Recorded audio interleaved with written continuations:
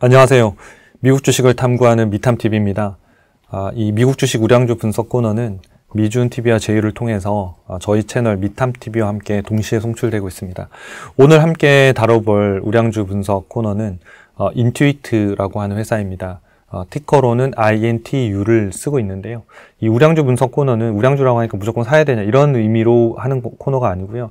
데이터에 기반해서 현재 상황들을 보고 이 기업의 사업의 모델과 리스크들을 좀 이렇게 짚어드리는 코너입니다. 그래서 이 종목이 나갔다고 해서 지금 현재 사야 된다 이런 생각들은 안 하셨으면 좋겠고, 이 기업의 향후에 주가가 오른다를 보장하는 것도 아닙니다.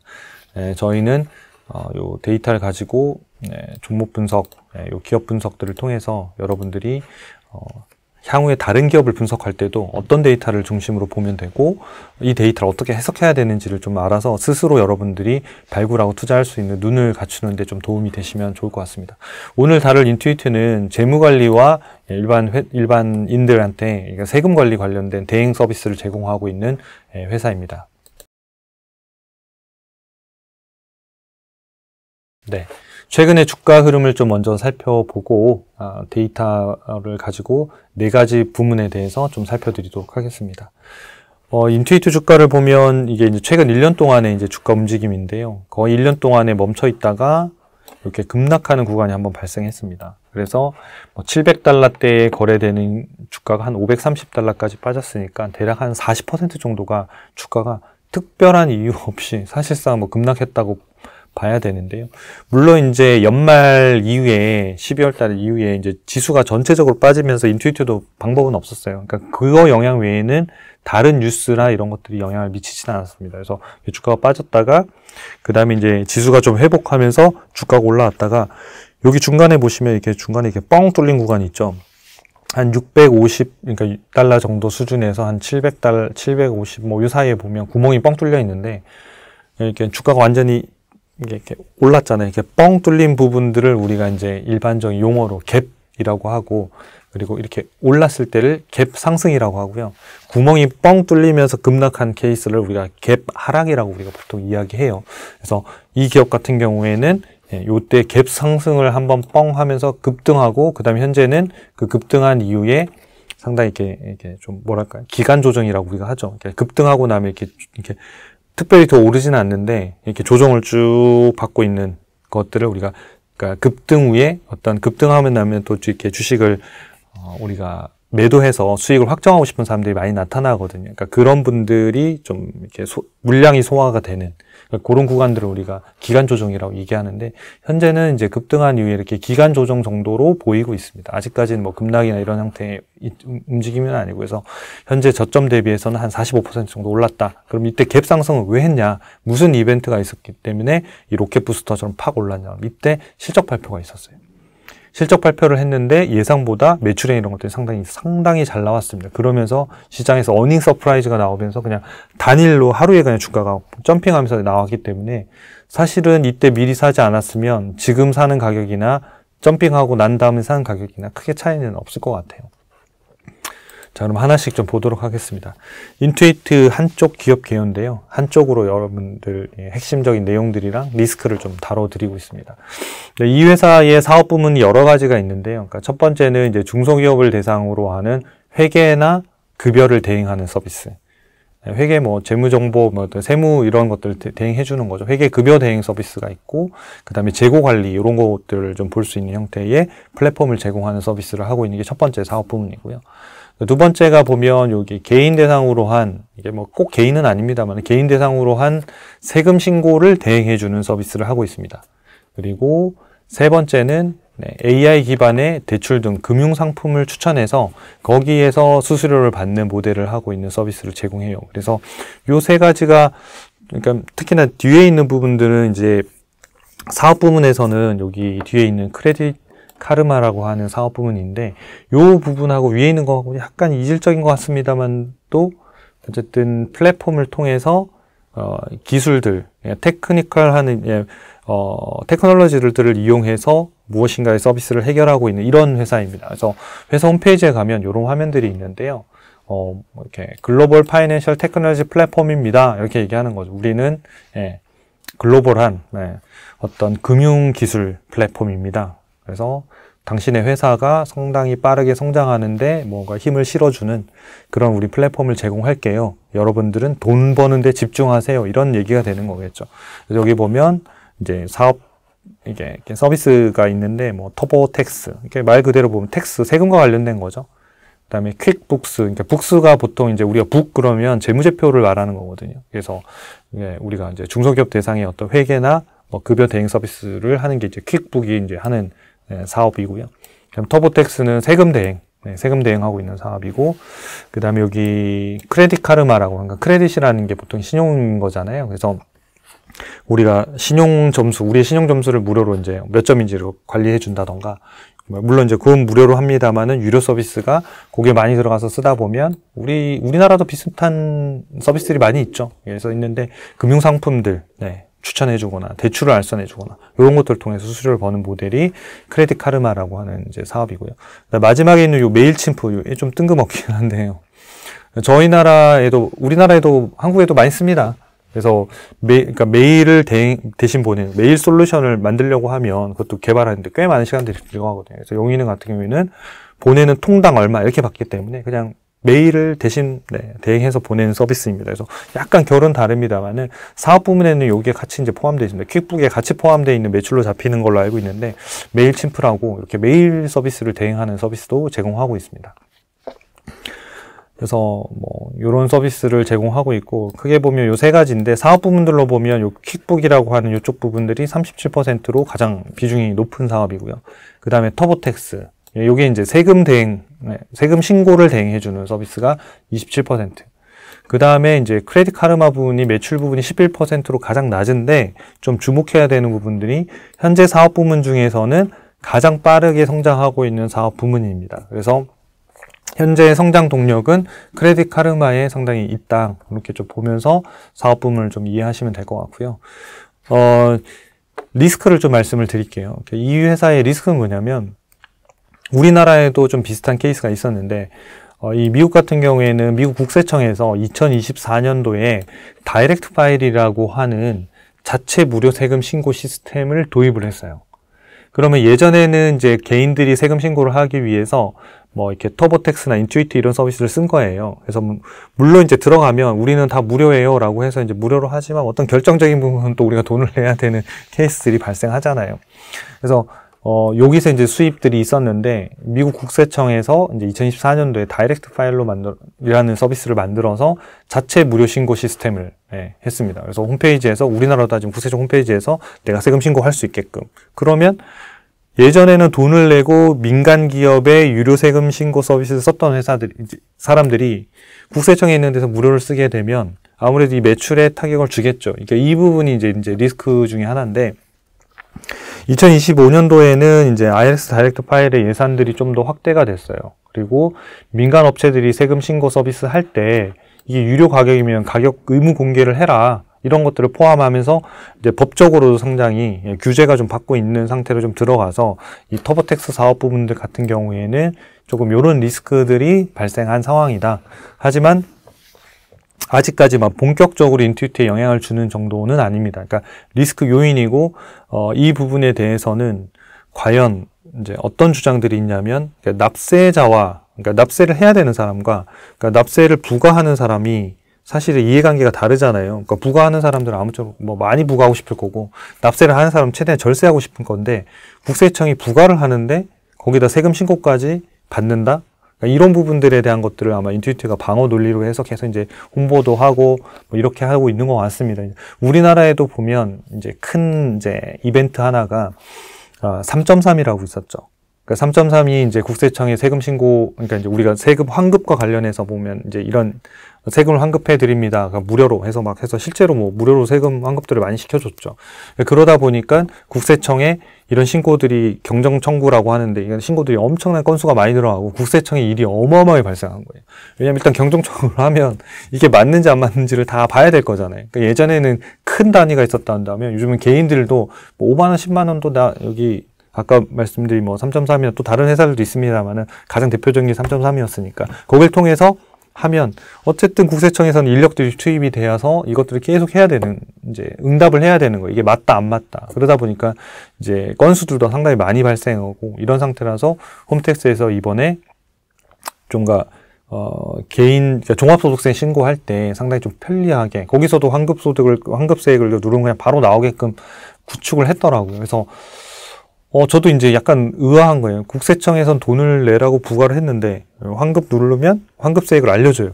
그럼 이걸 환급세액을, 맞나? 이거 최선을 다해서 알려준 걸까? 막 여러 가지 생각들도 들면서 편리하다. 뭐 이런 여러 가지 복잡한 상황들이 지금 발생한 것 같아요. 그래서 지금 이제 우리나라에서 발생한 이슈보다는 지금 인투이트라고 이제 미국에서가 먼저 일단 이런 도입들을 지금 하고 있는 상태라서 어떤 흐름으로 갈지는 모르겠습니다. 그래서 리스크 부분은 요 요인으로가 있다. 그 외에는 아직은 뭐 크레딧 카르마나 퀵뷰이나 이런 사업 부분에는 딱히 뭐 있어 보이지는 않고요. 그리고 시장 경쟁력에서도 상당히 좀 앞서 있는 기업입니다. 선두 기업이라서.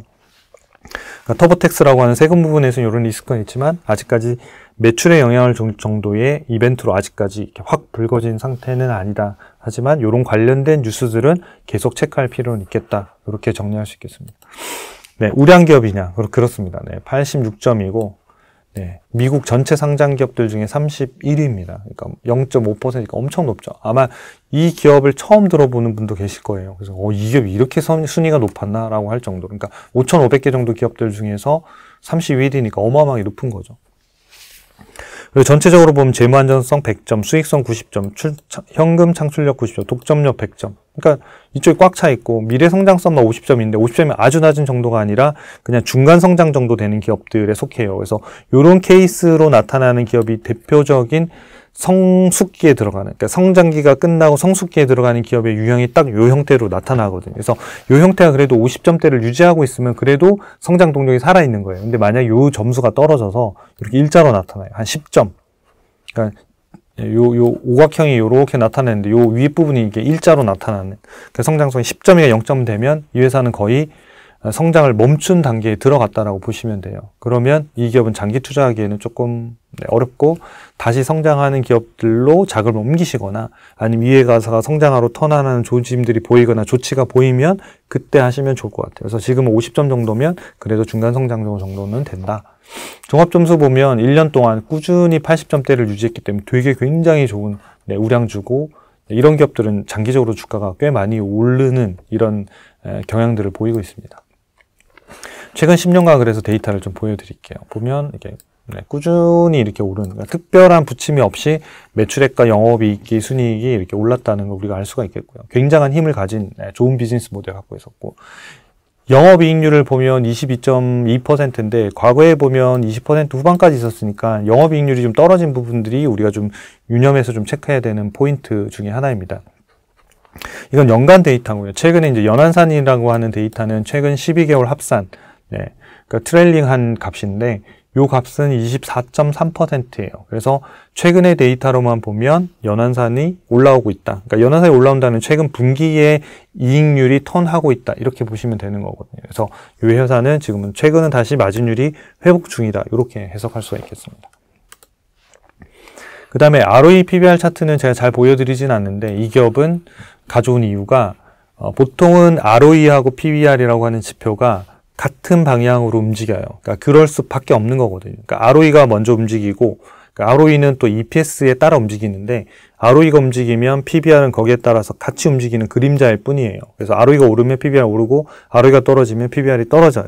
근데 PBR은 우리가 밸류에이션이라고 하는 투자 지표거든요. 그래서 밸류에이션이라는 게 뭐냐면 떨어져야 되는, 주가가 빠지고 ROE가 올라가면 주가가 올라서 PBR도 올라가야 되는 이 형태를 가져가는데, 요 시점을 보시면 2025년 4월 기준 이렇게 돼 있는데 요 한 2025년도 초반 1월부터 4월까지겠죠. 요 기간을 보면 ROE는 올랐어요. 그러니까 ROE가 이렇게 떨어지다가 그러면 PBR도 이렇게 떨어지는 게 맞는 거거든요. 이게 주가 순자산 배수라고 하는 게. 근데 여기서 지금 보면 ROE가 급등했잖아요. 이렇게 올랐는데 PBR은 반대로 이렇게 떨어졌어요. 이런 케이스들은 드물게 일어나는 케이스예요. 원래는 ROE를 따라가야 되거든요. 그러면 장기적으로 이런 시점들이 투자하기에 상당히 좋은 시점이에요. 왜냐하면 기업 가치라고 하는 ROE는 오르고, 그죠? PBR이라고 하는 거는 가격이거든요. 요 지표. 가격은 떨어진 거예요. 그러니까 가치는 올라가고 가격이 떨어진, ROE는 올라가고 PBR이 떨어진 요 시점이 투자하기에는 가장 좋은 시점이었다. 이렇게 볼 수 있는 거죠. 그래서 실제로 최근 1년간의 주가 차트를 제가 좀 가져와 봤는데 보면 여기 시점에서 급락해서 요 시점이 되겠죠. 4월 달에 요 시점이 보면 주가가 이렇게 떨어지니까 당연히 PBR이라고 하는 게 PBR이라고 하는 게 이게 프라이스랑 북밸류하고 비교잖아요. 그러니까 프라이스가 떨어지니까 당연히 이제 PBR도 떨어졌겠죠. 그래서 PBR이 떨어진 요 시점 대신 수익성은 상당히 좋았다는 거예요. 근데 요것들이 이제 시장이 안정화가 되니까 빠른 속도로 지금 주가가 올랐고 특히나 요 중간에는 한번 실적 발표가 있으면서 어닝 서프라이즈 하면서 갭상승까지 있다 보니까 더 빨리 오르게 된 상태인 거죠. 그래서 제 가격을 찾아간다. 그래서 이런 형태의 차트들은 좀 봤을 때 눈여겨보시면 좋은 기업을 발굴하시는 데 좀 도움이 되신다.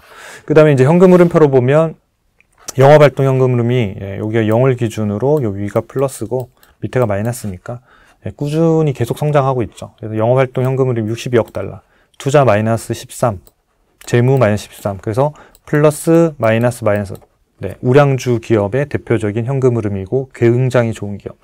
그리고 순이익 같은 경우에는 지금 34.6억 달러인데 캐시플로우 영업활동이 62억 달러로 거의 한 2배 가까이 되잖아요. 그러면 이게 순이익도 결국은 그러니까 영업활동 흐름을 따라서 순이익도 성장할 가능성이 있습니다.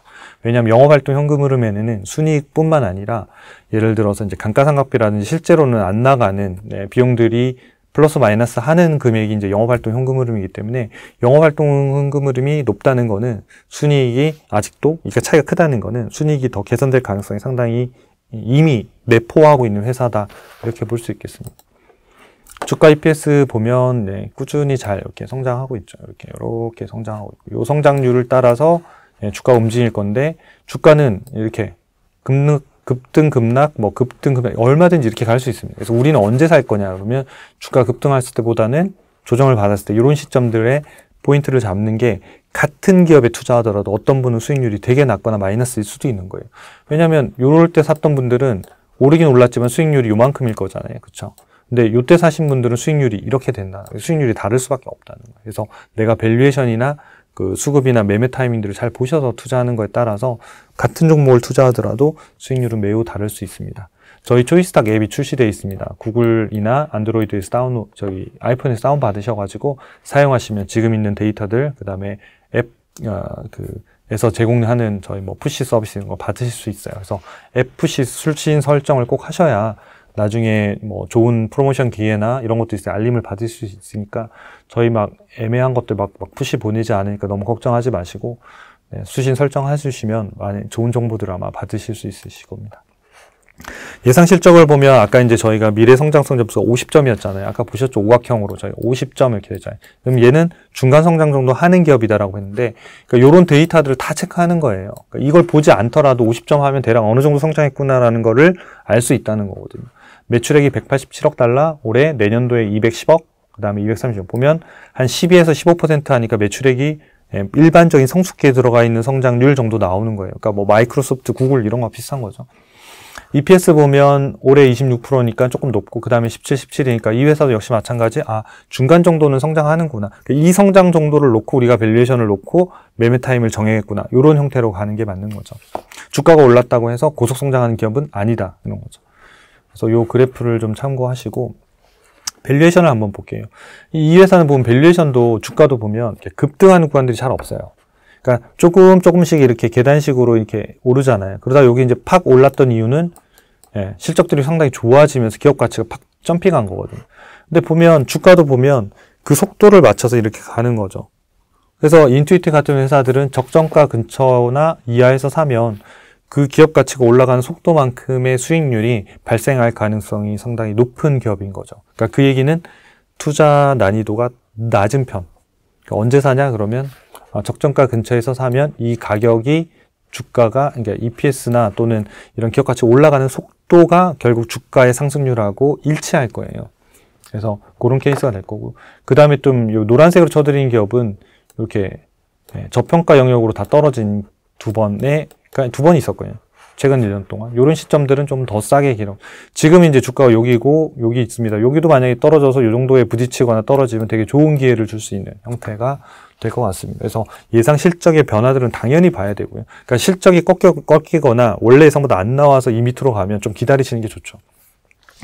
여기는 실적들이 분명히 좋고 잘 나오는데도 불구하고 시장 상황, 시장 전체의 지수 때문에 빠지는 부분이기 때문에 판단하기가 훨씬 더 쉬웠던 거죠. 네. 그 다음에 마지막으로 모멘텀 쪽을 보면 5월달 정도에 단기적으로 EMA 차트에서 5일선이 21선을, 그러니까 녹색이 회색을 돌파하는 구간이 발생했고, 이후에 보면 이게 이제 세 개가 정배열이 됐잖아요. 이 시점에. 이 시점에 세 개가 정배열이 되면 그때부터는 주가가 좀 강세 추세로 간다. 반대로 여기 보시면 이렇게 역배열이 됐잖아요. 녹색이 맨 밑에, 그 다음에 회색, 그 다음에 파란색. 이렇게 되면 좀 하락 추세가 강하다. 그럼 이때는 밸류에이션이 싸더라도 사지 말자.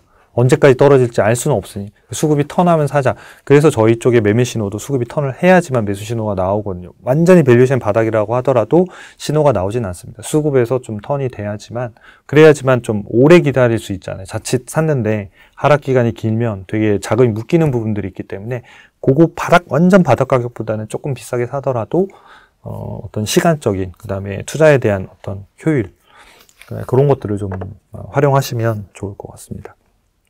네, 이제 사이트로 이동해서 제가 인투이트 좀 중요한 포인트들이 인투이트는 좀 있습니다. 그래서 그 부분들을 좀 살펴드리고 정리를 하도록 하겠습니다. 네, 인투이트 들어와 보면 매매 신호는 지금 얘는 지금 4월 28일 날 나왔네요. 4월 28일 날 나와서 624달러의 매수 신호가 나와서 현재 한 22.5% 정도 올라 있는 상태입니다. 그리고 여기 이제 이런 게 이제 갭 상승했던 건데, 오늘은 그거보다는 재무에 들어가셔서 재무 차트에 가면 아까 이제 제가 화면에 썼던 이제 차트들을 이렇게 연한산이나 이런 것들로 이렇게 연간이나 다 보실 수 있는데, 제가 이제 분기를 한번 볼게요. 자, 이 분기를 차트를 눌러보면 어떠세요? 느낌이 좀 이상하죠. 이렇게 보면 이게 매출이 막 뾰족 올라왔다가, 그죠? 이렇게 매출이 뾰족 올라왔다가 그 다음에 또 푹 떨어졌다가 막 이렇게 이렇게 분기별로는 이런 상황이 되잖아요. 그럼 보면 2023년 4월 결산이라고 이렇게 4월이라고 돼 있는 2025년 공사, 2022년 4년 공사는 이렇게 뾰족해서 엄청나게 높잖아요. 그러니까 이런 구간들은 이 회사는 계절성의 실적들을 엄청난 영향을 많이 받습니다. 그래서 분기 실적을 가지고 분석하시면 안 된다는 거예요. 분기 실적 가지고 분석하시면 연간이거나 연환산, 그러니까 연환산이라는 게 4분기를 합산한다는 거예요. 요렇게 합산하는 거예요. 그 다음에 그 전분기 연환산 값은 어떻게 되냐면 요렇게 합산하는 거예요. 그러면 늘 요 뾰족하게 튀어나온 한 분기는 늘 포함될 수밖에 없어요. 연환산이니까, 최근 12개월 합산이니까요. 그렇기 때문에 계절성의 효과를 없애주는 효과가 있는 게 바로 연환산 데이터고, 이게 트레일링이라고 하는 데이터예요. 그래서 계절성이 있는 기업들은 반드시 연환산을 가지고 보시는 게 되게 중요합니다. 그래서 요 기업은 제가 아까 말씀드린 대로 분기로는 이렇게 나타나지만, 분기로는 이렇게 나타나지만 연환산으로 눌러보면 전혀 그런 걸 알 수 없게끔 이렇게 스무스하게 그려지는 거죠. 그래서 연환산으로 데이터를 보시면 좋다, 이렇게 말씀을 드리고요. 그 다음에 이 회사의 재무제표를 봤을 때 또 하나 눈여겨봤던 게, 여기 보시면 전체 자산이 자산 내역이 있는데, 자산이 보면 365억 달러예요. 근데 그 중에서 제일 많이 들어간 게 보면 무형자산이에요. 무형자산이 190억 달러, 한 200달러 정도 되는 거잖아요. 뭐 엄청나게 높은 거잖아요. 그러니까 한 60% 되나요? 50%는 확실히 넘은 것 같고, 그죠? 한 60% 정도 가까이가 되는 거거든요. 그럼 도대체 이 회사는 자산의 60%를 무형자산에 넣는다? 그럼 무형자산이 무슨 돈을 벌지? 이런 얘기예요. 무형자산은 돈을 썼는데 형태가 없어요. 눈에 안 보이는 거예요. 근데 이 회사 보면 무형자산이 이렇게 꾸준히 있었잖아요. 그러니까 과거에 어느 시점에 팍 튀어 올라오는 시점이 있었을 거예요. 지금은 제가 지금은 연간으로만 봐서, 여기 쭉 보면, 여기 있네요. 17억 달러, 89억 달러 하다가 여기 보면 요 시점에 보면 지금 200억 달러 튀어올랐잖아요. 요때가 무형자산 투자가 엄청나게 많이 있었고, 요때가 보면 2022년도 1월 31일 기준으로 보면 이렇게 팍 튀잖아요. 이때 이후로는 지금 또 똑같잖아요. 거의 똑같은 가격으로 지금 계속 지금 오는 거죠. 이게 무형자산이 조금씩 떨어지는 이유는 뭐냐면 무형자산 상각이라고 해서 좀 가치가 조금씩 줄이는 거예요. 그러니까 감가상각하고 똑같은 건데 무형자산에 대해서도 이렇게 상각을 조금씩 하면 주는데 처음에 아까 그 시점에 늘어난 시점이 지금까지 계속 오는 건데 이 무형자산이 점핑하는 경우들은 크게 보면 두 가지인데 첫 번째 것만 기억하시면 될 것 같아요. M&A 할 때 주로 발생합니다. 그러니까 인수합병할 때. 그래서 그 시점에 인투이트가 이 관련된 사업을 하는 회사를 한 인수한 걸로 알고 있거든요. 그러니까 인수를 하게 되면, 그러니까 인수 장부가보다 더 많이 주는 거를 무형자산에 넣게 돼 있거든요. 그래서 재무제표를 보시다가 무형자산이 점프했다. 그러면 네, M&A 했구나. 그 M&A를 뭐 했지? 그러면 그 기간에 이 회사 놓고 인수합병 뭐 이렇게 치세요. 기간 놓고 그러면 인수합병 기사가 나오거나 나는 기사가 안 나오거나 뭐 이렇게 좀 더 찾아보고 싶다. 그러면 기사가 안 나왔더라도 그러면 이제 전자공시 에드가에 들어가셔가지고 그 기간 점핑한 기간에 재무제표 그 사업보고서를 여셔가지고 10K나 10Q 이런 거 여셔가지고 무형자산 영역 있잖아요. 인텐지블 에셋이라고 하는 거를 키워드로 딱 치면 그 영역에 찾아줄 거예요. 그러면 어느 기업에 얼마를 M&A 했고 이런 것들 무형자산 어떻게 반영되는 게 자세하게 나옵니다. 그런 식으로 분석을 하시면 돼요. 그래서 첫 번째는 일단 M&A다. 두 번째는 개발비를 가끔 넣기도 하는데 그거는 큰 경우가 별로 없어요. 그래서 일단은 무형자산이 적게 점핑했다 그러면 M&A 때문에 발생했구나. 그 M&A를 통해 성장했구나. 이렇게 보시면 될 것 같고요. 그 외에는 보면 이 회사가 자산이 다 현금이에요. 현금성 자산 54억 달러, 단기 투자 자산 20억 달러. 그럼 이게 74억 달러죠. 네. 그러면 이 회사가 장기 투자 자산은 그렇게 많지 않아요. 74억 달러 정도의 캐시를 갖고 있는 거예요. 74억 달러 정도로 캐시를 가지고 있고 지난번에 인수할 때가 보면 회사 한 200달러 정도를 쓴 것 같네요. 네, 200억 달러 정도를 썼고 요 밑에 보시면 뭐 차입금도 70억 달러 정도가 있고 차입금은 뭐 큰 건 아닌 것 같고 그러니까 이 회사 같은 경우에는 지금 보면 영업활동 현금 흐름도 많고 잉여활동 현금 흐름도 60억 가까이 캐시플로우를 1년에 생산하기 때문에 캐시가 계속 잘 쌓일 거예요. 여기 보시면 이 회사가 캐시 쌓이는 속도를 보실 수 있는데 여기 보면 2025년 4월, 1월, 10월 이게 3개월짜리잖아요. 그래서 여기 보시면 요거 두 개 합친 게 이제 캐시플로우인데 요렇게 이제 가는 거거든요. 요렇게 가는 건데 이 캐시플로우들이 계속 늘어날 가능성이 좀 있습니다. 그러면 이제 그 늘어난 캐시플로우 가지고 이 회사가 만약에 투자를 계속 할 수도 있고요. 그리고 당연히 뭐 위에 보시면 이런 연구개발비나 판관비 이런 데 투자를 하겠죠. 투자를 하겠지만 그거 외에 뭐 예를 들어서 뭐 M&A 해야 되는 사항들이 있거나 그럼 늘어난 캐시를 통해서 회사를 인수해서 회사의 볼륨을 또 키우는 이런 것들도 할 수 있는 가능성이 있는 그런 현금 흐름을 갖고 있는 좋은 회사다. 이렇게 좀 해석을 할 수 있겠습니다. 그리고 이 회사 이제 배당을 좀 살펴드리면 배당에 들어가면 배당도 이 회사는 배당 매력주 중에 하나예요. 별 5개 중에 4개를 받았는데 그러니까 그 이유는 뭐냐 배당 수익률이 문제가 아니라 이 배당금이 매년 지금 인상하고 있는 거예요. 이렇게 보시면. 그래서 올해는 4.13달러 정도까지 예상이 되고 그럴 때 시가 배당률이 0.5% 정도 예상이 됩니다. 그래서 최근에 한 12년 연속으로 지금 쭉 배당금을 늘리고 있다. 그래서 배당주로서도 상당히 좋은 흐름이 있다. 마지막으로 하나만 더 보여드릴게요. 팁을 좀 알려드리려고 하는데 이렇게 그러면 인투이트를 분석을 어떤 기업을 찾았는데 이 회사가 다른 기업에 비교해서는 어떤 상황일까를 보고 싶을 때가 있잖아요. 그러면 여기를 누르세요. 기업 개요를, 그러니까 이제, 선택하셔가지고, 요 개요 밑에 보시면, 여기 산업이라고 돼 있는 부분이 있어요, 여기 지금 링크가 걸려 있거든요. 링크가 걸려 있어요. 그래서 요거를 누르시면, 지금 현재 인투이트가 속해 있는 산업을 불러와서 저희가 보여드려요. 여기 보시면, 아까, 테크놀로지, 1분류, 대분류 테크놀로지의 2분류, 소프트웨어의 어플리케이션 기업들만 쫙 부른 거예요. 그러면, 여기에서 인투이트가 1등이네요.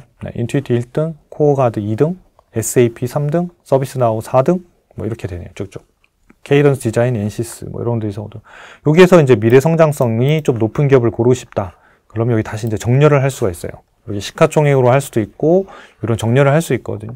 그럼 여기 정렬해서 나는 성장성이 높은 기업으로 좀 하고 싶다. 이렇게 누르면 소프트웨어 어플리케이션에서는 데이브라는 회사가 85점으로 제일 높고 그다음에 엠너빈 85점, 듀오링고 85점, 스포츠 레이더 85점, 먼데이랑 쭉 순서대로 하면서 또 기업을 찾아가는 방식도 되게 좋은 방식입니다. 네, 이렇게 활용하시면 도움이 되실 것 같습니다. 네, 이것으로 우리 오늘 인투이트에 대한 종목 발굴 컨텐츠를 마치도록 하겠습니다. 도움이 되셨다면 구독과 좋아요, 알림 설정, 그리고 응원 댓글도 부탁드리겠습니다. 감사합니다.